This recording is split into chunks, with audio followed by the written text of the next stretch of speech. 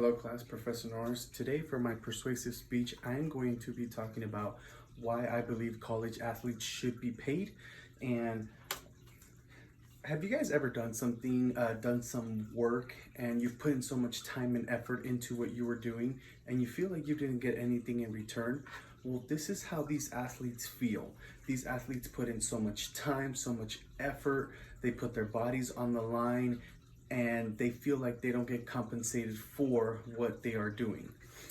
Here you can see two of these college athletes pulling what seems to be a fancy car, and on the wording it says, "No money, no gifts, no cars, no endorsements, deals. Tell me, what are we doing again?"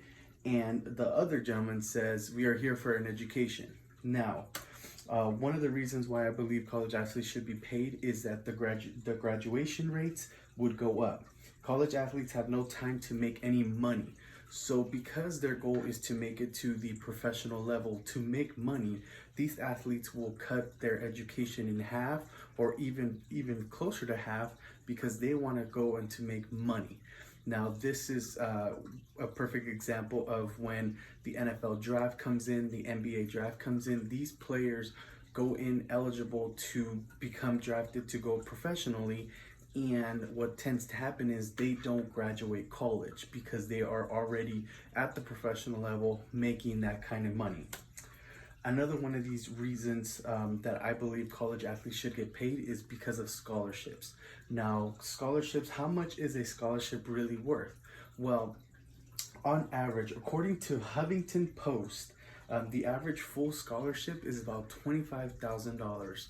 Now, that $25,000 covers a lot of other expenses like tuition, room and board, meals, and textbooks, and other university fees that might be covered through that. And so at the end of the day, these college athletes are not even getting any of that money because the universities or colleges that they're going to cost way too much money. The time they spend playing this sport is relatively the same time we spend doing our full-time jobs. On average, an athlete spends 43.3 hours a week playing their sport. I work about 40 to 45 hours a week as well. Now, the difference between me and them is that I get paid for what I do. They do not.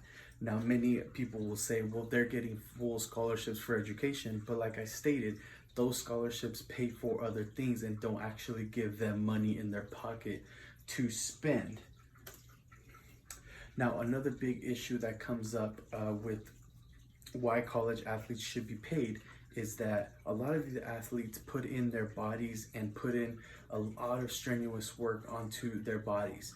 Now, in long term, these injuries can be detrimental to their life. They can lose a limb, they can go paralyzed, concussions, brain damage, and eventually they won't be able to get a job in the future because of this injury.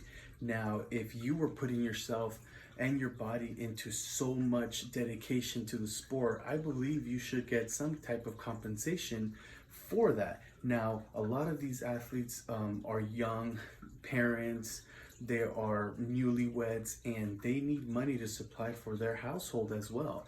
And just because they are a full-time student doesn't mean they don't have a life outside of school.